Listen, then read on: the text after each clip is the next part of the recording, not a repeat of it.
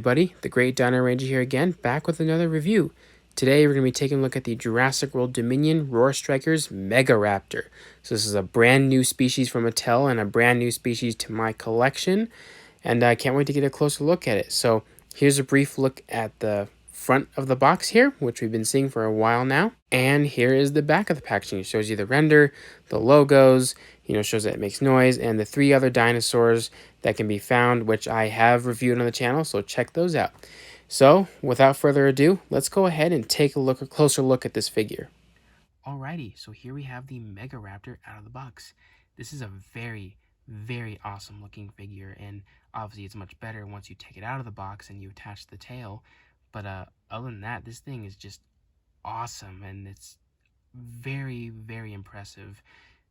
This is obviously a first in my collection that I have a Megaraptor. I don't have in any collections whatsoever, so this is a first for me and also a first for the Jurassic Park toy line, so I'm really excited to have a Megaraptor in my possession.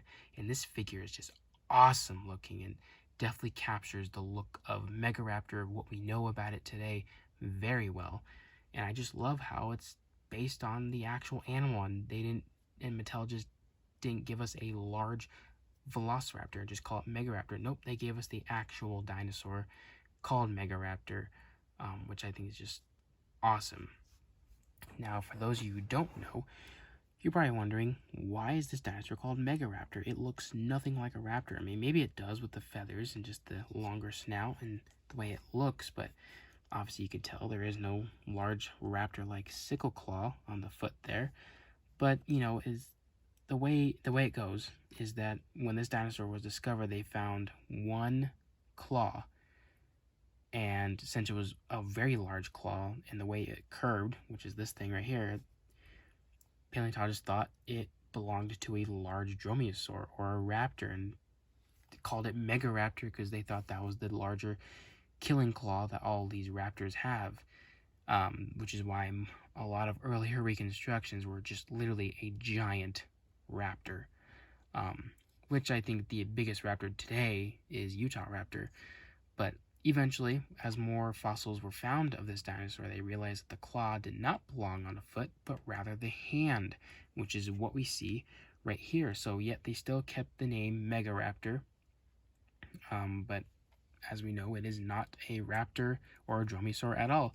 And that goes with all kinds of other dinosaurs that have the similar raptor name on it. Oviraptor, Gigantoraptor, Ozraptor, all those dinosaurs have the raptor name in it. And paleontology is always filled with all sorts of fun and crazy just little things here and there. So taking a look at this figure here, and it's really cool looking. We'll start off with the head. All kinds of nice detail everywhere. You can see all over the snout here and around the eye, and just outlining the jaw in general. Then here on the lower jaw, some nice scale pebble detail there. Very fine too, very small, so Mattel packs a lot of detail on all these figures. Got some nice smoother skin texture right there. The teeth are nicely sculpted, which looks very cool. The eye there is nicely sculpted as well. Nice little ridges around the head and the nostrils there. So very, very, very nice. And you can see the tongue is nicely sculpted as well. Moving on to the head here, very nice amount of scale work going down the neck here with some more wrinkle-like textures on the bottom. And at the top, we got some feathers. We got some nice larger feathers on the top here that continue all the way down. And you got some more kind of rounder feathers that are just kind of laying against the neck there, which are sculpted very nicely. Then moving on to the body here, the entire body is covered in like this very nice fine scale detail, and it feels really cool and kind of realistic. If this thing had a rubber feature, this thing would just feel so realistic. But yeah, you can see all the kinds of scale detail that pretty much is on the entire body there, which looks very nice. And then here on the arms here, got some nice muscle definition, some nice scales going on there. More feathers on the bottom of the arms there, very typical on a lot of these theropod dinosaurs. And here we got the classic Megaraptor hands which kind of remind me of Spinosaurus, specifically Baryonyx, but it's kind of cool to see different features from similar dinosaurs on different types. So we get the larger claw here, which was once thought to be believed a sickle claw or a toe claw, but here we have it on the hand instead. And this would have been used for like slashing or just grabbing onto things like prey, and I think it just looks super cool. The hands on this animal is just crazy and gnarly, and it's kind of freaky, to be honest. And then here you can see the other side of the hands here, more scale work along with the hands, and you got some nice ridges on the fingers there, and the feathers looking very nice, he's well sculpted. And on the body you got some nice muscle definition and some cool ribs coming out there. And then on the top you got some more of the larger feathers and some more along here, which are all nicely sculpted. And then the feathers kind of end right here where the scan code is.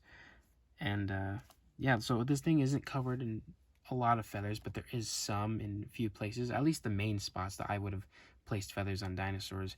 So this thing doesn't even need to be fully feathered. I think the way Mattel applied the feathers and just a mix with, you know, feathers and skin on this figure just looks awesome. It just looks perfect. On the underside, just more of this wrinkly skin texture that pretty much goes all the way through the bottom, which has some nice detail to it. And then moving on to the legs have some nice muscle definition and some very beautiful scale detail work done. And some nice creases going on there. Same with the feet, nice ridges on there, nicely sculpted. Same with the bottom. And then the tail is pretty much the same with the scale detail, with a nice feather fan, tail fan right here, which looks really cool. I love the detail on the feathers there. Just the overall fan of feathers on the tip of the tail of this theropod dinosaur just looks really cool. I'm really loving that. And that just kind of continues all the way through, and it looks really nice. So yeah, sculpt-wise, this thing is just awesome. The only nitpick I have with this figure so far is the feet.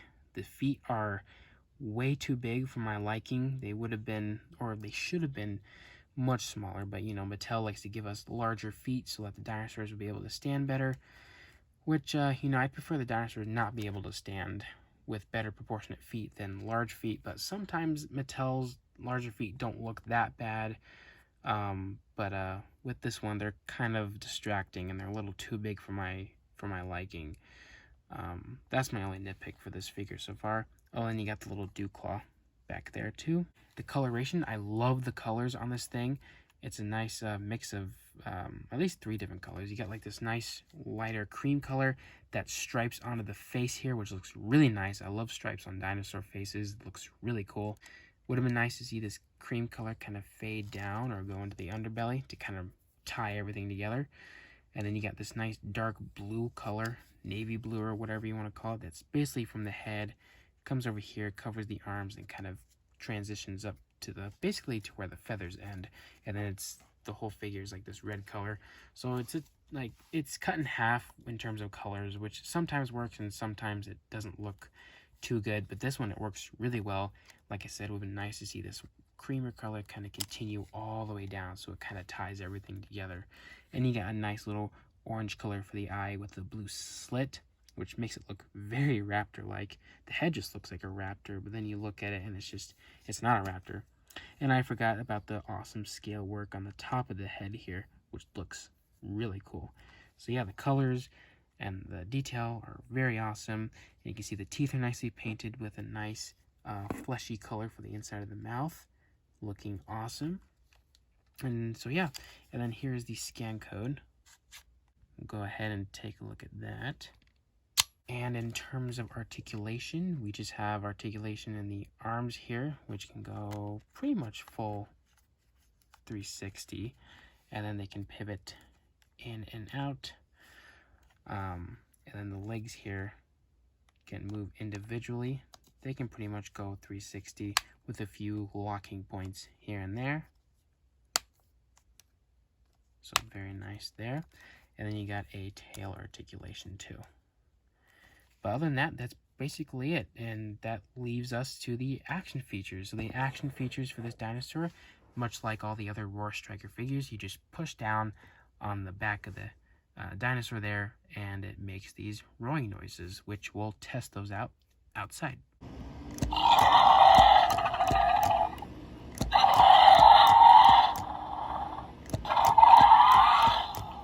Alright, so that were the action features, and they looked really good.